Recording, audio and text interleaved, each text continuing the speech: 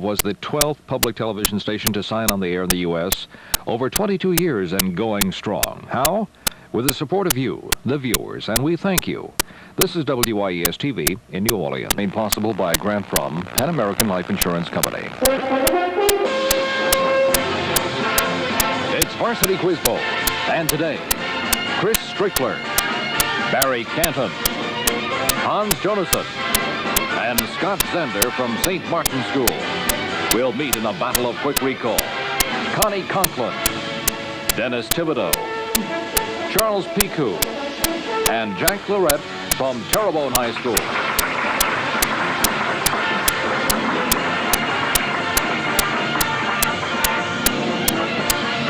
The alternate from St. Martin's is Jill DeMont, and the coach, Wita Muller. And the alternate from Terrebonne is Brian Pellegrin, and the coach, Ken Royston.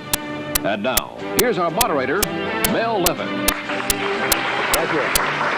Thank you, everybody. Welcome once again to Varsity Quiz Bowl. This is one of the final two matches of our round of 16. The winners to move on to the quarterfinals, Terrebonne and St. Martin's. Before we begin, I'd like to introduce our judge for today, Dr. Ann Akers. Alongside Ann is our scorer, Terry Utterback. He works for the broadcast division at Channel 12. And our recognizer's Mike Cooney of the production staff at WYES Television. Let's have a round of applause for them, please. Thank you. We got two very sharp teams here, just raring to go. So let's begin. We'll start with this face-off. We're leading up now to a lagniappe of 20 points teams. In New York City, David Rockefeller stepped down as chairman of the nation's third largest bank, ending the family's formal connection that dated to the birth of the bank in the 1930s. Chase Manhattan? You're correct. Chase Manhattan Bank. 10 points. All right, Terrebonne, you're on the board first, and you have a chance to pick up 20 more points now with an audio lagniappe question. So before I ask the question, or questions, 4 in all, I'd like you to listen to the following song. Hear this.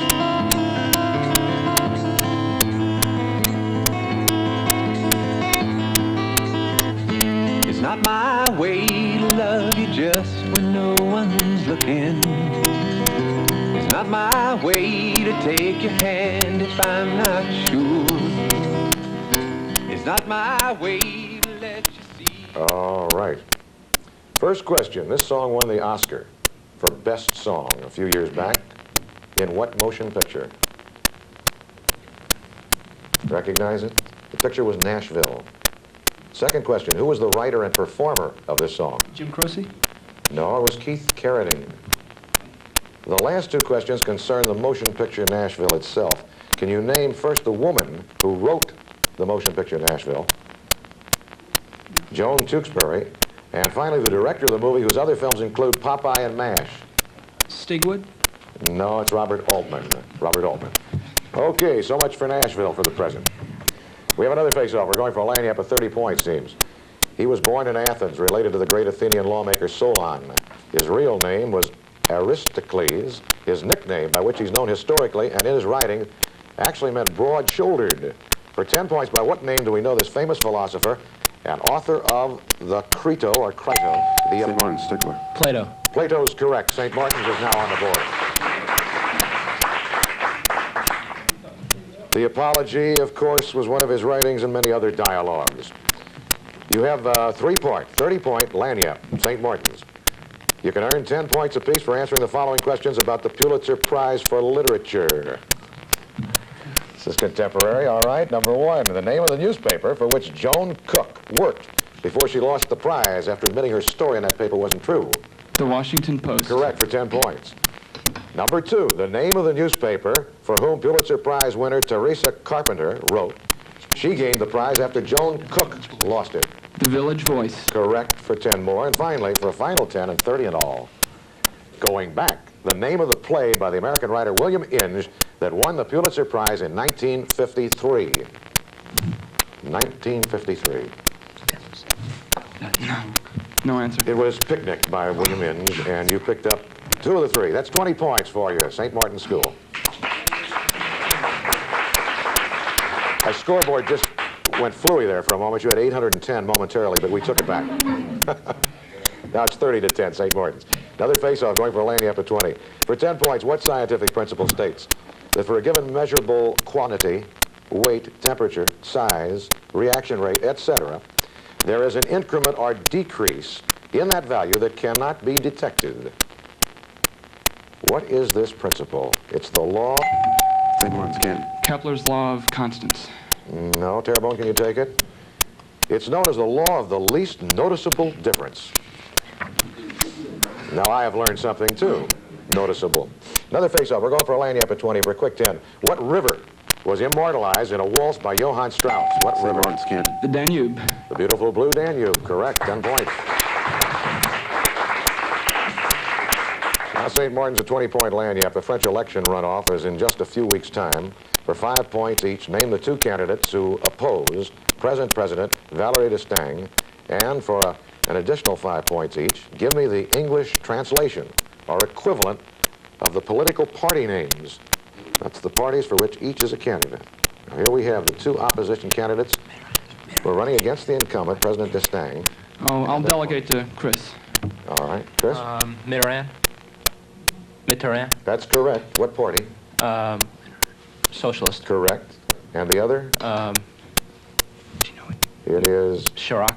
No, it's Marché. He's the communist. You picked up 10 points, however, St. Martin's still. We have another face-off going for a lanyap of 30. The first law of thermodynamics states that energy can neither be created nor destroyed. It can only be changed from one form to another.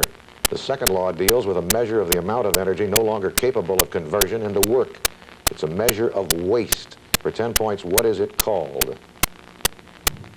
This area of waste is known as, scientifically, entropy. E-N-T-R-O-P-Y. 30 points of lanyap. Coming up, this is a quickie face-off for 10 points. What was the former name of the country of Ethiopia? St. Martin's Canton. Abyssinia. It was Abyssinia for 10 points. You can pick up 30 more in the lanyap. St. Martin's, a document produced by the English Parliament in 1628, citing the Great Charter and rehearsing the legal limitations upon the English king, denied his right to levy taxes upon, imprison, or punish anyone, or to quarter soldiers on the people without due process of law. Now, for 10 points apiece, tell me what this document was called. 1628. What was the immediate result with respect to Parliament of this document? It had an impact. And who was the King of England at that time? The Bill of Rights is the document.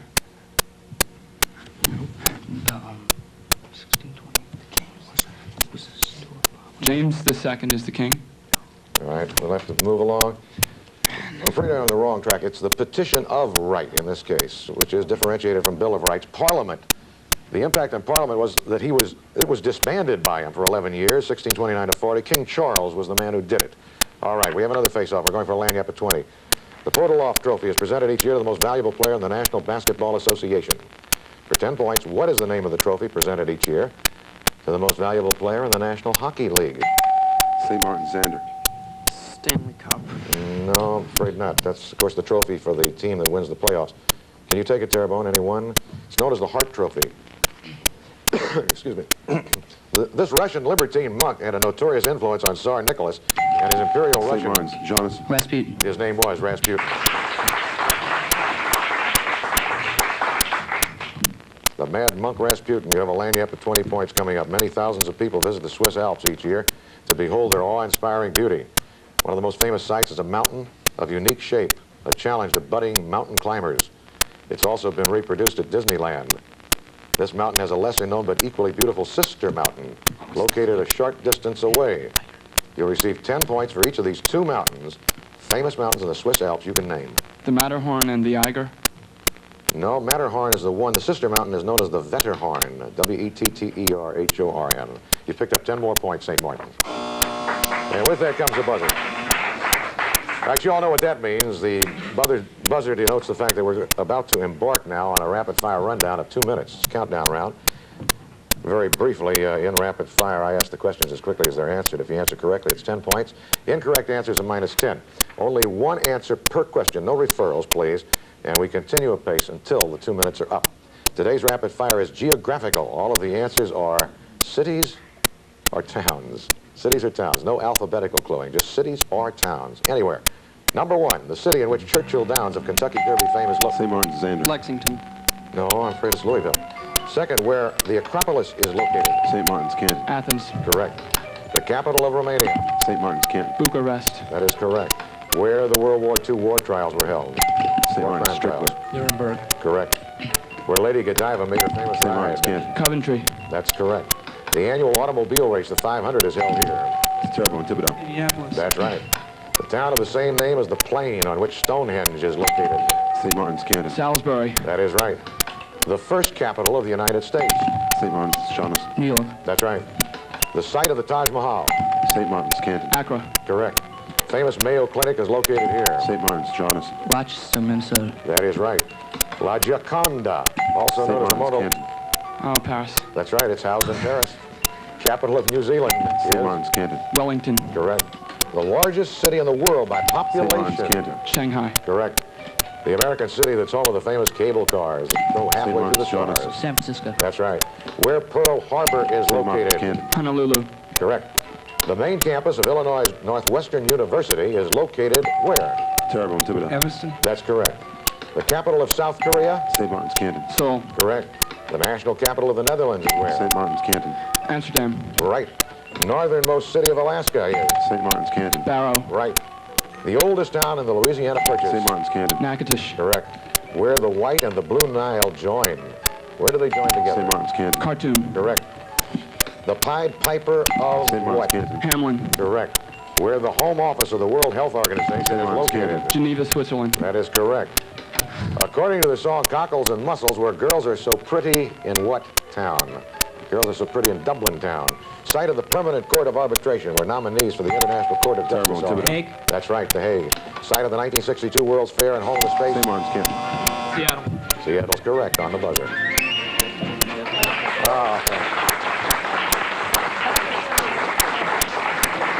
We're going to take a brief intermission, and we'll be right back. We'll talk to the youngsters about their extracurricular activities, their hobbies, and so on. Stay tuned, won't you?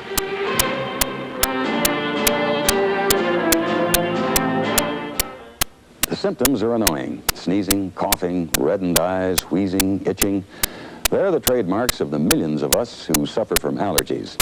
Hi, I'm Peter Graves, and if you'd like to know more about your allergic reactions to the food you eat, the drugs you take, to the pollen in the air, join me next time on Here's to Your Health.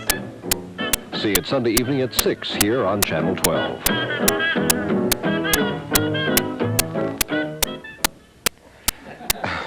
Back again. We'll continue playing in just a moment.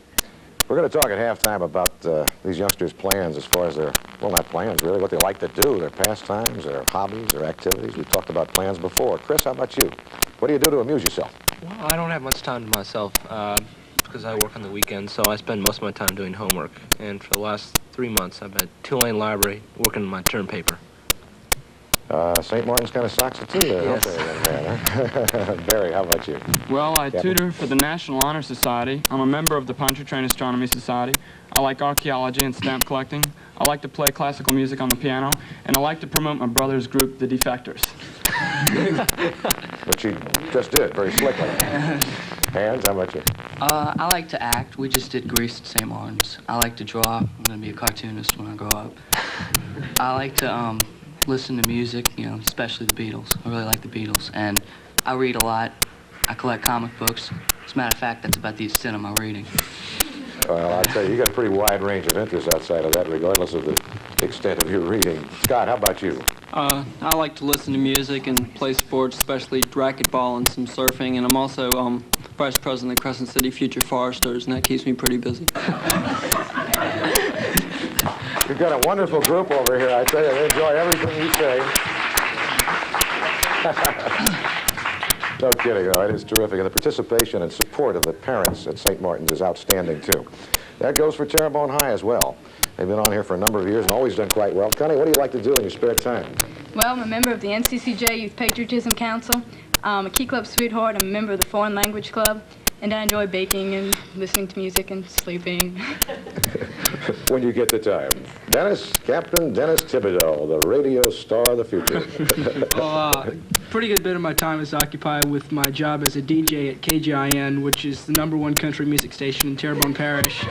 And Any other, This is a public television station. We don't have commercials. Don't you know that? any other free time that I have is usually taken up by Key Club. I'm very active in that. I have the position of Key Club president at Terrebonne. I'm also a Key Club lieutenant governor. That's great. Our district convention is this weekend in Shreveport. As soon as the game's over, I'm going up to Shreveport, and the rest of the team and the rest of the Key Club will follow tomorrow. And before we go on, I'd like to say happy birthday to my mom, who's out here in the cheering section. I thought you were going to forget that. Happy birthday, Mom. That's great. How about you, Charles?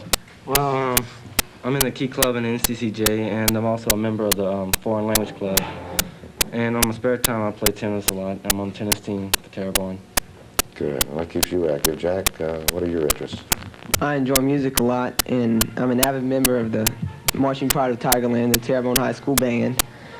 I'm an officer in the Student Council. I play a lot of tennis, and I'm a varsity letterman on the tennis team.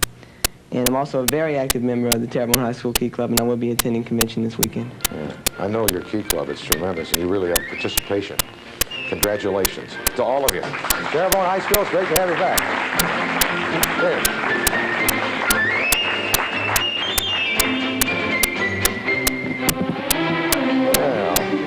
My way back in place here.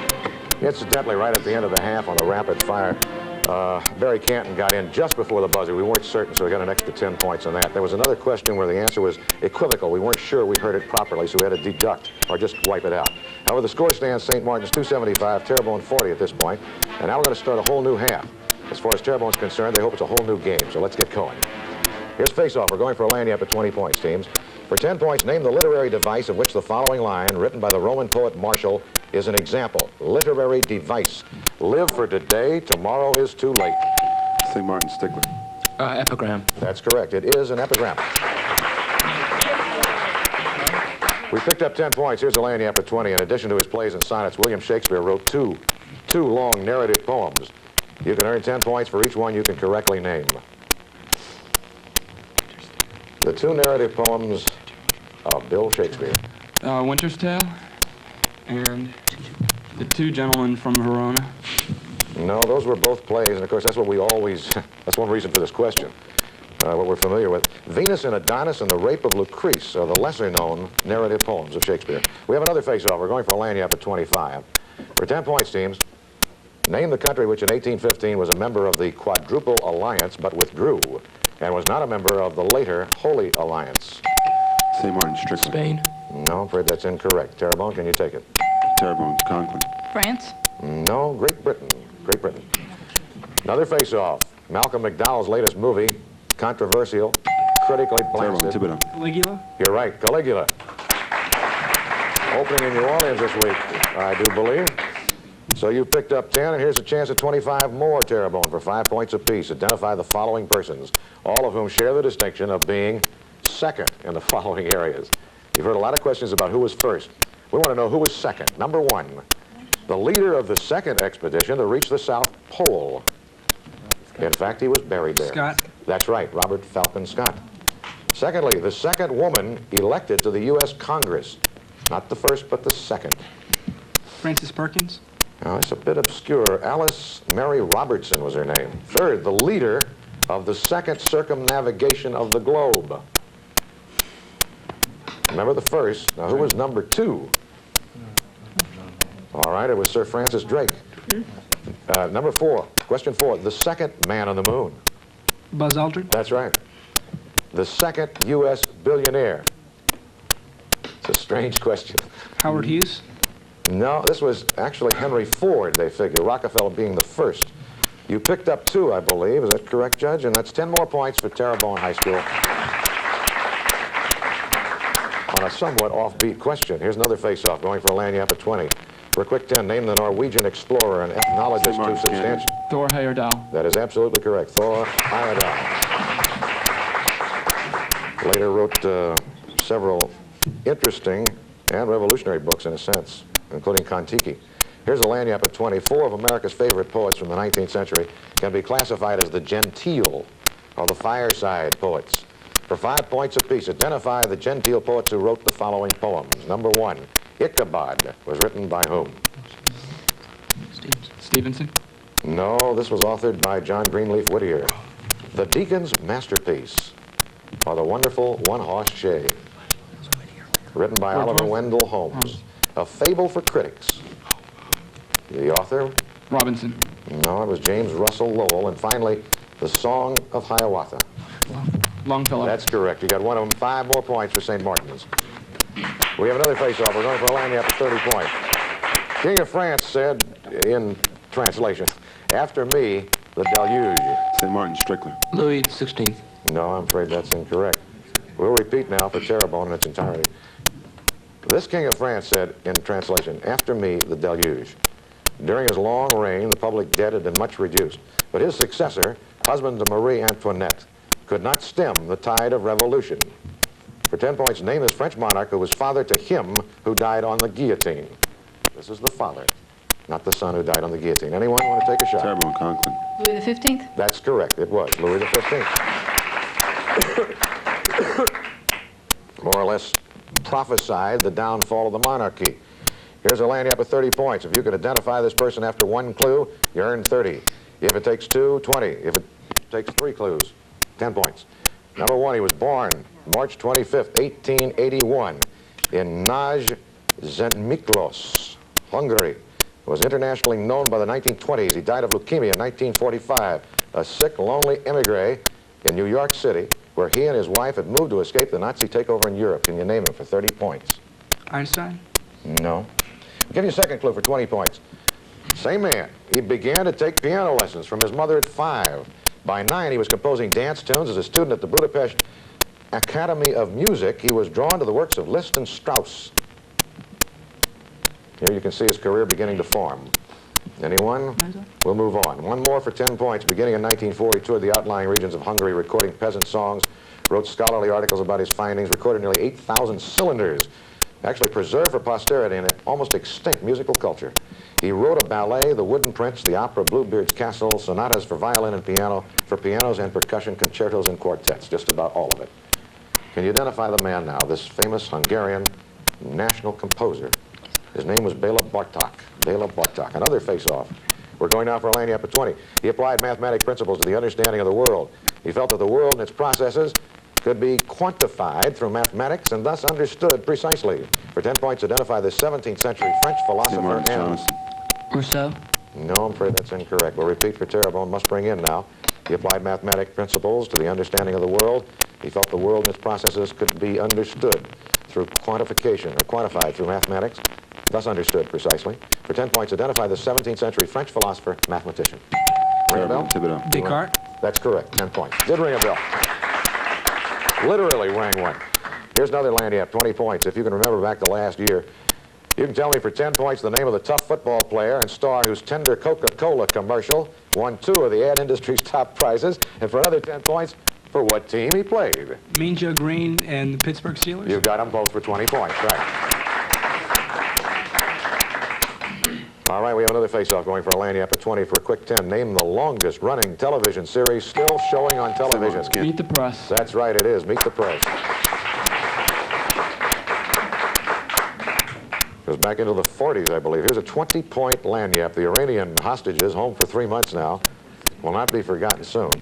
But for 10 points apiece, do you remember, and can you tell me correctly, the name of the Special Forces colonel who led the U.S. rescue mission in Iran and the code name of that mission that unfortunately failed?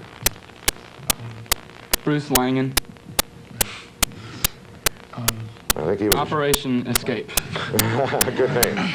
Good, simple name. Well, Langan, I believe, was charge d'affaires at Iran, or in Tehran. Colonel Charlie Beckwith was the leader of this abortive attempt to rescue them. Operation Eagle Claw is what it was subtitled. We have another face-off. We're going for a lanyard at 20 for a quick 10. Name the longest reigning English monarch in history. St. Martin Xander. Victoria. That's right. 10 points. Lanyard at 20. This American chemist who received his Ph.D. degree from the University of California at Berkeley. He took with him to his new position at Columbia University carboys of water left over from experiments on which his doctoral dissertation was based. From this enriched water, he isolated the isotope that led to his Nobel Prize. It was awarded in 1934. For 10 points each, name the isotope and name the scientist. The scientist is Seaborg. afraid not. It's Carbon 14. Now, this was Harold Urey. This was another situation. The scientist was Harold Urey. The isotope was deuterium, or heavy hydrogen, as it's sometimes called. We have another face-off. She was described by a former boss at MGM as being, quote, descended from a long line of tracer bullets. For 10 points, name this woman appointed last year by 20th Century Fox as Hollywood's very first female production chief. Remember the announcement at the time, and much was made of her intensive background. Sherry Lansing is her name. All right, we have another face-off. His novel, The Silmarillion, was released. Tolkien. That's right, it is. J.R. Tolkien. Famed for his Hobbits, a lagniappe at 20 points. Located in Chicago, Illinois, Hull House has gained international fame as the archetypical settlement house. For 10 points each, give me the names of the 2 women credited with founding Hull House. All right, we'll ask for an answer. Adams. That's correct. Jane Addams was one. The other, not nearly as well known, was Ellen Starr, but you picked up 10 points. Terrebonne High. Another face-off, going for a lagniappe at 20 for 10 points. Nate, I'm afraid we won't get it off, right? That's the buzzer that ends the game. Very well done, teams. We're going to be back in just a moment after we've validated the final score to announce our winners and the team that will participate in the quarterfinals as we advance toward that championship. So stay tuned, won't you? Errol Flynn is dynamic as a boxer with polish who fights his way to fame on Gentleman Jim on Channel 12 Sunday matinee this Sunday at 1. Kowalski couldn't punch a hole in a pond of blood. He knocked Jim out of the ring. Jim slipped. I never saw such a fight, Mrs. Corbett, in all my days.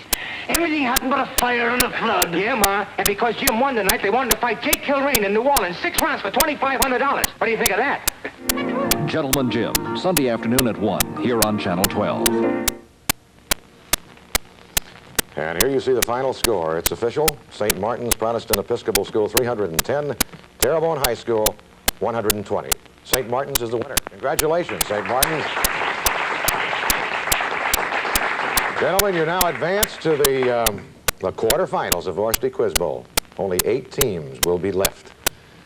Terrebonne, we hate to, well, 2 of you, I think, are graduating. Raise your hands. Those leaving, it's Miss Conklin, Mr. Thibodeau, and, of course, Mr. Pico, Mr. Lorette will be back again next year, and we look forward to that. It's always a pleasure to have your team participate. You got kind of behind there at halftime, but you did make a comeback. And after all, it's the enthusiasm that counts as well as the smarts. Nice to have had you with us, Terrebonne. And by the way, we'll see you again next week. St. Martin's will be back in May. They will meet the winner of the St. Paul's Ursuline game played tomorrow in the quarterfinal round. Goodbye, everyone. The questions on Varsity Quiz Bowl are prepared and authenticated by the WIS editorial research staff and known only in advance to the quizmaster, producer, judge, and researcher. All 64 schools participating in our year-long tournament are matched by blind draw. Selections of team members and methods of preparation are the sole responsibility of the schools and their coaches.